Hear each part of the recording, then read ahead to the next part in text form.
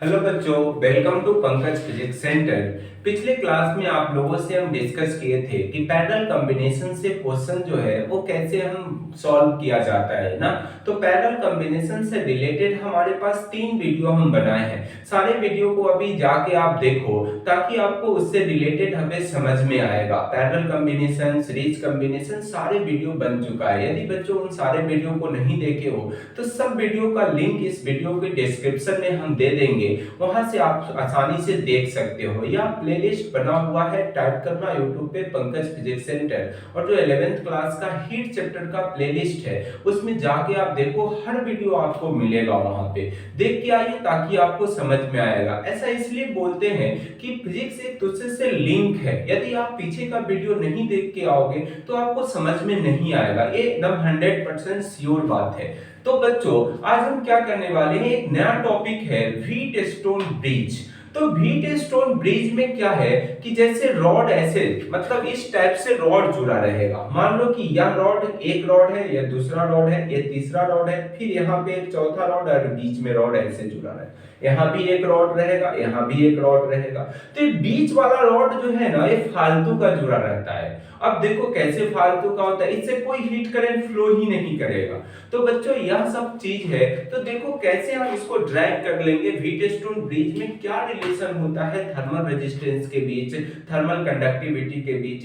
एक बार इससे नीट में जो क्वेश्चन है वह थर्मल कंडक्टिविटी के रिलेटेड मतलब रिलेशन पे पूछ चुका है ना। तो बच्चों देखना क्या पूछा है, उन सारी चीज के बारे में हम डिस्कस करेंगे ना। तो बच्चों ध्यान से देखो कि ऐसा सिचुएशन है, ऐसा यह रॉड है ऐसे जुड़ा हुआ, यह रॉड है, एक रॉड, यह दूसरा, ये तीसरा, और बच्चों ऐसे तीसरा और ये चौथा, इस तरह से। और एक बीच में पांचवा रॉड भी जुड़ा हुआ है, इस तरह से रॉड एक और जुड़ा हुआ है ना।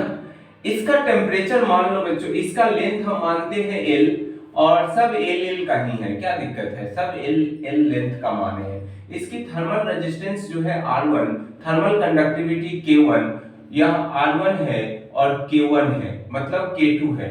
इसको मान लो R2 या K2, इसको मान लो K3 और A3, और इसको मान लो बच्चों कितना मानना है, इसको मानते हैं हमारा 2 माने, तो इसको मान लो हमारा 3, इसको मानते हैं R3, और ये मान लो K3, और इसको 4 मान लेते हैं, क्या दिक्कत है, 4 मान लो।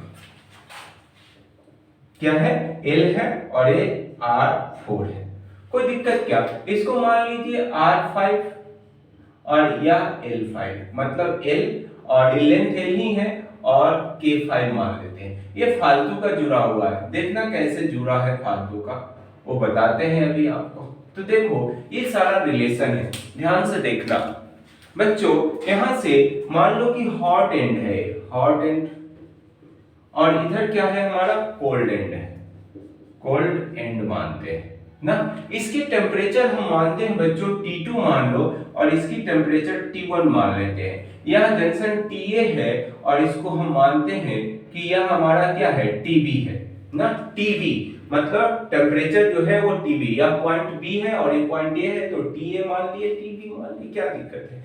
यह हॉट एंड है तो टेम्परेचर, हीट करंट H इधर से फ्लो करेगा, यही ना फ्लो करने वाला है, H1 यहां से आएगा, यहां से H, यहां से H। अब कहोगे इससे नहीं जाएगा बच्चों, नहीं जाएगा। क्यों नहीं जाएगा, यहाँ पे जो टेम्परेचर डिफरेंस जो है वो सेम हो जाती है ना, टेम्परेचर डिफरेंस सेम हो जाती है। मतलब यहाँ पे T1 TA जो है इक्वल टू TB है, और यह T है ना।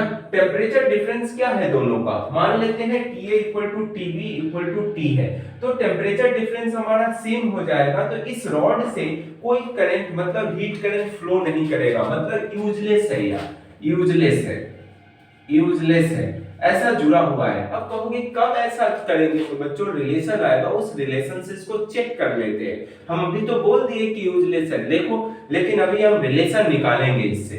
तो बच्चों यहां से H1 निकालो, H1, तो हियर H1 क्या होगा बोलो, तो यहां से H1 क्या लिखोगे, H1 इक्वल टू लिख सकते हो, क्या लिखिएगा, हायर टेम्परेचर मतलब T1 minus TA upon R1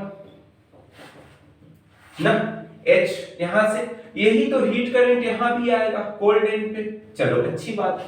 यहां से क्या आएगा, इधर से H2 हीट आएगा, तो H2 इक्वल टू क्या लिखोगे बोलो तो बच्चों। H2 इक्वल टू लिख सकते हैं, क्या लिख सकते हैं, T1 माइनस TB अपॉन क्या लिखोगे बोलो, और R3 ना। इस तरह से लिख सकते हैं, क्या दिक्कत है। तो ये सारी कहानी तो आप लिख सकते हो ना, लिख सकते हो। एक बात इससे इस रॉड के लिए लिखो, तो इस रॉड के लिए यहां भी तो H1 करंट आएगा, तो क्या लिखिएगा, TA माइनस T2 अपॉन क्या लिखोगे, L मतलब यहां R2 लेंथ R2। इस रॉड के लिए क्या लिखोगे, इस रॉड के लिए बोलो तो H2 इसमें भी आएगा, यहां भी H1 और H2 आके यहां तो मिलेगा करंट, तब क्या लिखोगे बोलो। यहां से क्या लिखोगे, TB minus T2 upon R4 ना, R3 और 4।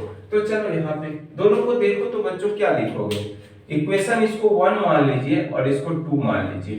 फ्रॉम इक्वेशन क्या लिखिएगा, इक्वेशन 1 से, इक्वेशन 1 से क्या लिखोगे, देख तो यहाँ पे यही ना है, T1 माइनस TA अपॉन क्या लिखोगे R1 इक्वल टू क्या लिखोगे, TA minus T2 upon R2 ना। इसको सॉल्व करोगे तो T1 minus TA upon TA minus T2 equal to क्या लिखोगे, R2 अपॉन R1 मतलब R1 अपॉन R2 ना। यही रिलेशन, इसको मान लेते हैं इक्वेशन 3। फ्रॉम इक्वेशन 2 को देखो, फ्रॉम इक्वेशन 2 से क्या लिखोगे, देख तो 2 से हम ऐसा लिख सकते हैं बच्चों, डायरेक्ट लिख रहे हैं, T1 minus TB upon TB minus T2 ना, और क्या लिखोगे equal to R3 upon R4। यह क्या है, इक्वेशन नंबर हम इसको 4 मान लेते हैं। चलो इक्वेशन 3 और 4 को देखो तो कुछ फील आ रहा है कि यह हम TA equal to TB equal to T माने हैं, ऐसा दिया रहेगा, सिचुएशन रहेगा, तो TA equal to TB equal to T है, तो ना यह रॉड हमारा फालतू का हुआ है, नहीं तो यह काम का रॉड हो जाता ना। तो यह रॉड हमारा फालतू तब हुआ है बच्चों जब दोनों एंड का टेम्परेचर सेम हो गया है, तभी तो इससे कोई करंट फ्लो नहीं कर रहा है। यदि टेम्परेचर रहता तो क्या इससे हीट करंट जाता, ऐसा थोड़ी है, टेम्परेचर डिफरेंस होने की वजह से हीट करंट फ्लो होगा। तो ऐसी सिचुएशन है कि TA equal to TB equal to T दिया हुआ है, मतलब यह TB और यह TA जो है उसकी जगह हम T रिप्लेस करने में कोई दिक्कत है कि, यदि दिक्कत नहीं है बच्चों तो यह बात देख, यह रिलेशन और यह रिलेशन बराबर है कि नहीं, यदि बराबर है तो इक्वेशन 3 और 4 से हम लिख सकते हैं कि R1 upon R2 upon equal to R3 upon R4 ना, तो ऐसा लिखा जा सकता है। तो यहाँ पे लिखो बच्चों, यहाँ T लिख दो, यहाँ T लिखो, यहाँ पे T भी लिखो, यहाँ पे T भी लिखो। क्यों ऐसा लिख रहे हैं कि TA equal to TB equal to T है हमारा, इसलिए रिप्लेस किए हैं TA की जगह T और TB की जगह T ना, ऐसा रिप्लेसमेंट हुआ है बच्चों। ये स्क्रीनशॉट लो, इसको हो गया। चलो यहां से देखो, ध्यान से देख, इक्वेशन 4 और फ्रॉम इक्वेशन बच्चों, इक्वेशन क्या लिखोगे 4 और 3 एंड 4 तो क्या लिखोगे बोल तो, R1 upon R2 equal to R3 upon R4 होगा कि नहीं, या रिलेशन होगा, या और ऐसे लिख सकते हो R1 upon R3 equal to R2 upon R4। जब भी ऐसा रिलेशन हो बच्चों, यदि 5 रॉड जुड़ा हुआ है सर्किट के अंदर, यदि ऐसा 5 रॉड जुड़ा हुआ है तो आपको चेक करना चाहिए, यदि ऐसा रिलेशन है, यदि R1 upon R2 equal to R3 upon R4 है, तो बीच वाला रॉड काम का नहीं होता है, वह यूजलेस है, उसको हटा दो और इस तरह से सॉल्व कर लेते हैं। क्या रिलेशन हार्ड है कि? तो आपको यह चेक करना है। अब कैसे? जब भी रॉड 5 रॉड यदि जुड़ा हुआ आए तो माइंड में व्हीट स्टोन ब्रिज का ख्याल आना चाहिए आपको, और ख्याल आएगा तो इस तरह से चेक कीजिए, डायरेक्ट यहाँ पे पहुंचिए, रेशियो निकालिए, जो रेजिस्टेंस थर्मल रेजिस्टेंस दिया है उसको लिखो और रेशियो चेक करो, यदि बराबर रेशियो है तो यह 100% फालतू का रॉड जुड़ा हुआ है बीच में ना।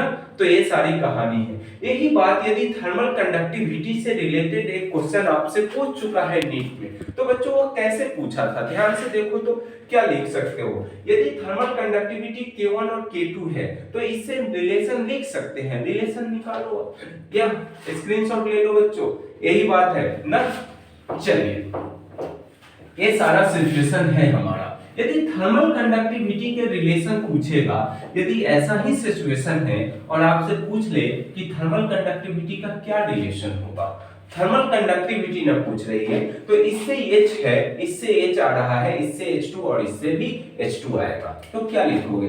H1 इक्वल टू लिख सकते हैं बच्चों K1 ना, और क्रॉस सेक्शन एरिया सबका ए मान लेते हैं, क्या दिक्कत है? रॉड जो है उस सबका क्रॉस सेक्शन एरिया सेम माने हैं, ये भी ए है, ए भी ए और ए मान लेते हैं, क्या दिक्कत है कि क्रॉस सेक्शन एरिया सबका लेंथ ए ले ले, तो ए क्या लिखोगे? T1 माइनस टी, यहाँ टेम्परेचर हम क्या लिखे हैं, अभी भी T1 minus T equal to TB और इक्वल टू टी है, ऐसा सिचुएशन है, अपॉन में L ना, इक्वल टू क्या लिखोगे इस रॉड के लिए K2 ना, और A, और क्या लिखोगे TA minus T2 upon L, L से L गायब हो जाएगा, क्या रिलेशन आएगा देख तो ध्यान से बच्चों, रिलेशन A से A गायब हो जाएगा, मतलब T1 minus T upon T, यहाँ TA की जगह क्या लिख सकते हो T लिख सकते हैं, तो T माइनस T2 और क्या लिखोगे इक्वल टू K, मतलब ऐसा है, उठा के लिया K2 अपॉन क्या लिखोगे यहाँ पे K2 है ना, तो K2 अपॉन K1, क्या दिक्कत है कि इसमें कुछ उल्टा तो नहीं किए हैं, सही है ना, सही है, क्या दिक्कत है तो है ना, आगे देखो ना, है तो है, आया है, अच्छी बात है ना, कुछ उल्टा तो नहीं है,